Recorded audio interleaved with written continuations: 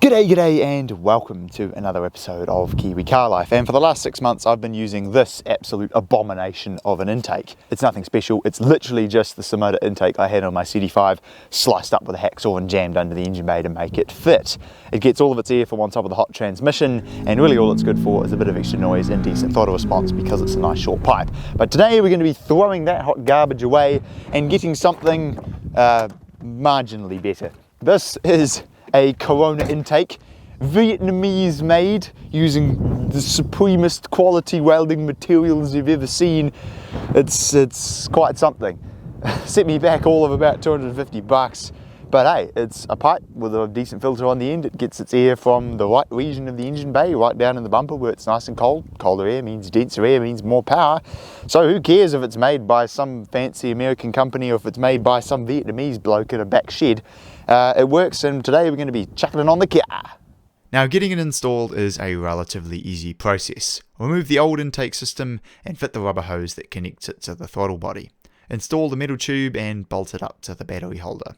In order to fit the filter on the bottom, you will have to take apart a bit of the bumper, but if you remove the few screws and clips underneath, it comes apart easy as.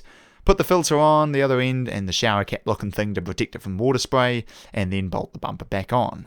Well, there we are, ladies and gentlemen. The new intake is officially installed.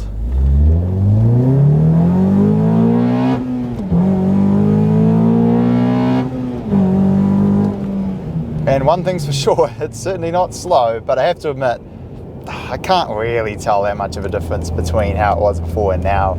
I mean, sure, I'm pretty much guaranteed that I'm making at least a few extra horsepower because the air that it's getting is coming from a colder region of the engine bay, so I'm confident that it's made a difference. It's just the difference is so minute, I can't really tell, to be honest. Would I recommend getting a cold air intake? Yes. My only, advice would be don't buy an expensive one.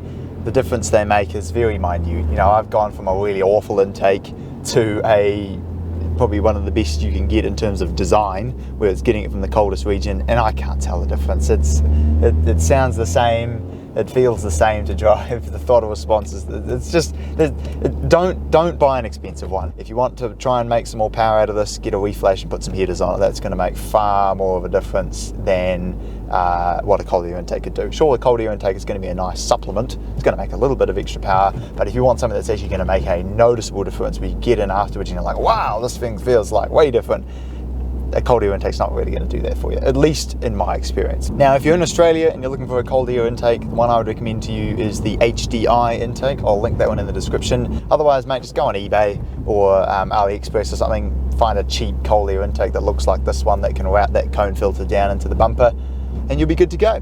Well, there we go. Thank you very much for watching this episode of Kiwi Car Life, and if you want to see what other mods I'd recommend doing to your Accord Euro, then click over here.